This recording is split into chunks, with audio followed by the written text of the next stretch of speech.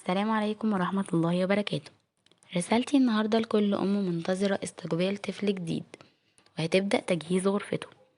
أنا مش جاية لا أتكلم على ديكورات ولا دهانات، أنا هتكلم على الوسائل التعليمية الضرورية اللي هتساعدنا في تعليم الطفل المتميز وتنمية مهاراته وذكائه. وزي ما اتفقنا في الحلقات السابقة إني هكون معاكي خطوة بخطوة لإعداد طفل متميز، فأكيد أهم حاجة هتكلم عنها هي المحيط اللي الطفل هيقضي فيه معظم أو كل وقته تقريبا، وهي غرفته. ولو هيقضي وقته في غرفة المعيشة يبقى هنطبق الكلام ده على غرفة المعيشة إن أمكن. يلا بينا نبدأ موضوع حلقتنا النهاردة. أول حاجة هنبدأ نجيبها في غرفة الطفل هي اللوحات التعليمية. لوحات حروف عربي، حروف انجليش، ارقام عربي، ارقام انجليش، خريطة اعضاء جسم الانسان، حيوانات وطيور، فواكه وخضروات، وهنعلقها على كل الحوائط في غرفته.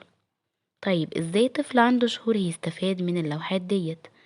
هو هيعتاد النظر ليها، هيبدأ يخزن شكل الحرف او الحيوان او الرقم. طيب تيجي بقى مهمتك انتي البسيطة، مش عايزة منك غير 10 دقايق في اليوم هتتكرمي وتشيلي البيبي وتغنيله الحروف العربي مرة مرور الكرام، ألف باء تاء ثاء جيم حاء وهكذا، وتمري على كل لوحة تقوليله اللي فيها مرة واحدة فقط. أنا مش عايزاكي تحفظيه ومش شرط كل يوم، كل لما تلاقي وقت قوليله مرة واحدة وتوكلي على الله.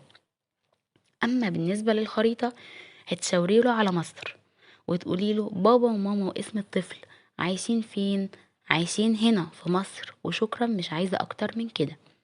وزي ما قلنا في حلقة القرآن، القاعدة اللي هنطبقها في كل شغلنا هي مجهود قليل وصبر وتكرار ثم تكرار ثم تكرار. هتعرفي النتيجة لما يبدأ ينطق وتشاوريله على أي حاجة في أي لوحة وهتتفاجئي إنه عرفها بدون أي مجهود منك. تاني حاجة في الغرفة هي الكروت التعليمية.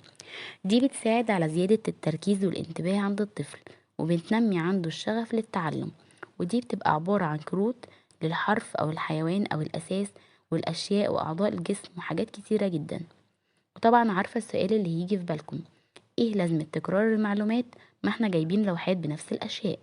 هقولك تنوع الوسائل التعليمية بيشجع الطفل وبيساعد على التعلم بشكل أسرع وأمتع. طيب ازاي هنستخدم الكروت ديت؟ هنجيبهم وهتمسكي فلنقل مجموعة الحيوانات وهتجيبي كارت كارت هتقوليله اسم الحيوان اللي فيها مرة واحدة وشكرا. تالت شيء بيبقى موجود في غرفة الطفل هي الألعاب.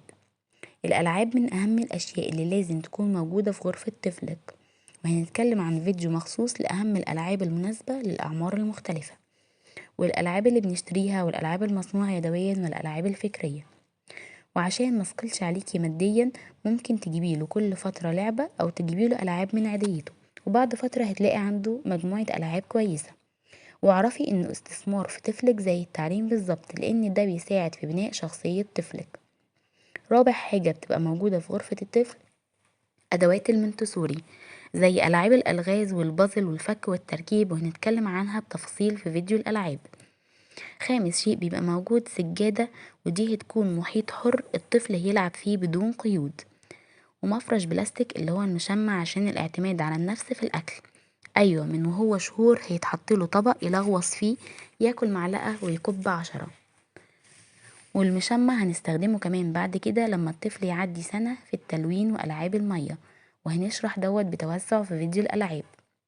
فرسالتي ليكي أول لما ربنا يكرمك وتعرفي إن في بيبي هينورك، مش تقولي يلا هندهن بينك ولا بلو، لأ خالص، أنا عايزاكي تعلي الهمة وتحضري العدة اللي قلتلك عليها، وهمشي معاكي في الفيديوهات القادمة وهشرحلك كل حاجة بالتفصيل.